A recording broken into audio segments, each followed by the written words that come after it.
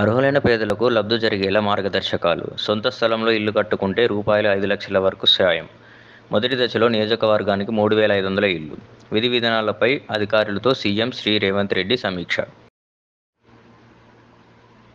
ఈ నెల 11న ఇందిరమ్మ ఇండ్ల పథకం ప్రారంభించాలని ముఖ్యమంత్రి శ్రీ రేవంత్ రెడ్డి నిర్ణయం తీసుకున్నారు. అందుకు అవసరమైన ఏర్పాట్లు చేయాలని అధికారులను ఆదేశించారు. ప్రభుత్వం ఇచ్చిన మాట ప్రకారం 6 గ్యారంటీల అమలులో భాగంగా ఈ పథకాన్ని ప్రతిష్టాత్మకంగా చేపట్టాలని అన్నారు. ఈరోజు సచివాలయంలో ముఖ్యమంత్రి శ్రీ రేవంత్ రెడ్డితో పాటు గృహ నిర్మాణ శాఖ మంత్రి శ్రీ పొంగులేటి శ్రీనివాసరెడ్డి, రవాణా శాఖ మంత్రి శ్రీ పొన్నం ప్రభాకర్, ముఖ్యమంత్రి సలహాదారు శ్రీ వేం నరేందర్ రెడ్డి ఇందిరమ్మ ఇండ్ల పథకానికి సంబంధించిన మార్గదర్శకాలపై సమీక్ష సమావేశం నిర్వహించారు. ప్రభుత్వ ప్రధాన కార్యదర్శి శ్రీమతి శాంతికుమారి, ఆర్ఎండ్బిడబ్ల్యూ కార్యదర్శి శ్రీ శ్రీనివాసరాజు, ఇతర అధికారులు ఇందులో పాల్గొన్నారు. ఇందిరమ్మ ఇళ్ల పథకంలో ఇంటి స్థలం ఉన్నవారికి అదే స్థలంలో కొత్త ఇంటి నిర్మాణానికి 5 లక్షలు ఇస్తారు.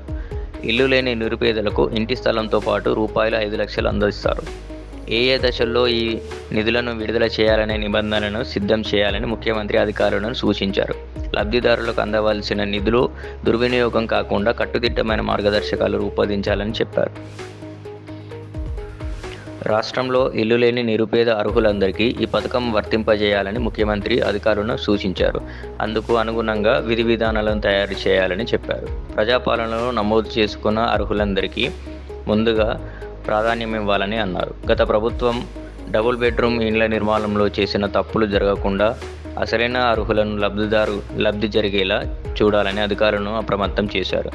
ముందుగా ఒక్కో నియోజకవర్గానికి 3,500 ఇళ్లను మంజూరు చేయాలని సూచనాప్రాయంగా నిర్ణయం తీసుకున్నారు. దశల వారీగా గూడులేని నిరుపేదల సొంత ఇంటి కల నెరవేర్చడం తమ ప్రభుత్వ సంకల్పమని సీఎం తన ఆకాంక్షను వ్యక్తం చేశారు.